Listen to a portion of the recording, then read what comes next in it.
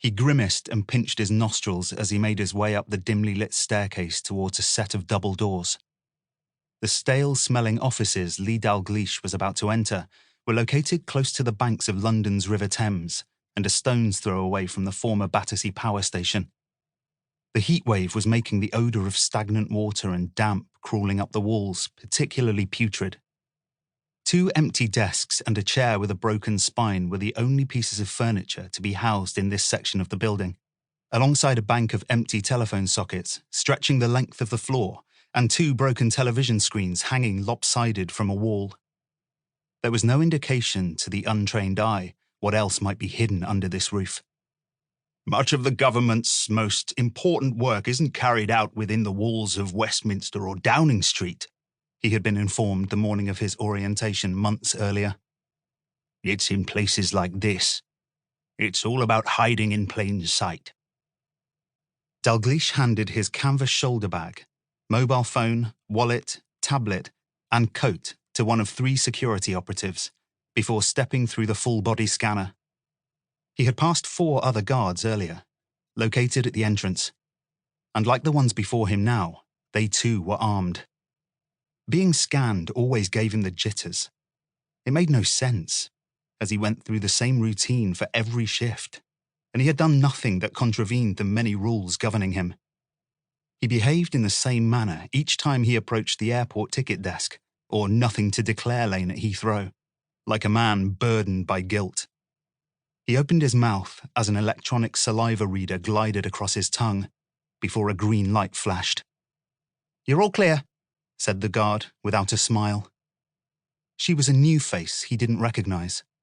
Her delicate features, large blue eyes and long lashes contradicted the muscular frame that rippled under her white shirt and body armor.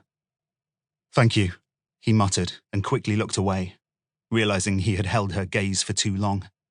Strong women, either physically or mentally, scared and aroused him in equal measure. He held his hands shoulder height and pressed his fingerprints against the screen, then spoke as both biometric devices scoured his eyes and his voice patterns. Then a final set of metal doors ahead slid open. The recently rebranded global heating was to blame for another hot, sticky March morning, which left Dalgleish feeling irritable. He had kept the windows of his second-floor flat wide open, but the adjacent nightclub must have overhauled its sound system because the thump, thump, thump of electronic beats was all he could hear for much of the evening. He had eventually managed to fall asleep with balls of toilet paper stuffed into his ears, but slept through the alarm on his phone. Each time he missed a gym session, which was rare, it made him recall the bullied, overweight teenager he once had been, and a mild anxiety spread through him. One workout wasn't going to bring back the Dalgleish of old, he reminded himself. But he still vowed to go to a spin class, no matter how late he finished work, to make up for his morning absence. He pushed his shoulders back and forth to release the building tension as he made his way to the unisex changing rooms. Under the watchful eye of another security operative, he stripped off all his clothing and placed the garments inside a metal container. Only then was he presented with his daily uniform, a fresh set, never been worn before. It was made of an undisclosed fabric, with no pockets or hems to smuggle anything in or out. Underwear and socks were not permitted under this standard-issue t-shirt, trousers and sandals. Once dressed, he made for his workstation inside a windowless open-plan room. He counted 40 or so people, each holding or operating tablets, wearing earpieces or VR headsets. Dozens of television screens were projected onto walls, each featuring separate locations, but none of which included buildings or people. Only roads, motorway bridges, the sky, and stretches of water. He tapped the shoulder of a man on a seat. He was fixated by a screen in front of him. "Oh, hey, Lee," he responded and yawned.